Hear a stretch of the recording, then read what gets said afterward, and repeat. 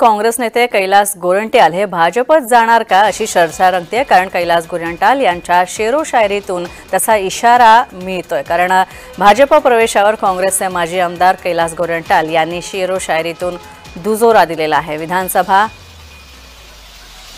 तर निवडणुकीत गोरंट्याल यांचा पराभव झाला होता आणि तेव्हापासून गोरंट्याल हे पक्षात नाराज होते आणि आज स्थानिक स्वराज्य संस्थांच्या निवडणुका होणार आहेत। तर आता आगामी निवडणुकांच्या दृष्टीने मागच्या पंचवार्षिकमध्ये कैलास गोरंट्याल हे यांचं महानगरपालिकेवरचं वर्चस्व होतं। आता पुन्हा निवडणुकीचे सहभागी होणार का आणि पक्ष बदल करणार का हे पाहावं लागेल। मी या प्रश्नावर एकच शेर म्हणून सांगतो, आईना बनने का हरजाना मुझे भरना है, मुझे आईना बनने का हरजाना भरना है, मुझे कब का टूट चुका हूँ बस अब बिखरना है, मुझे ये बताए मुझे सादे दिल और कितने इम्तिहान देना है मुझे।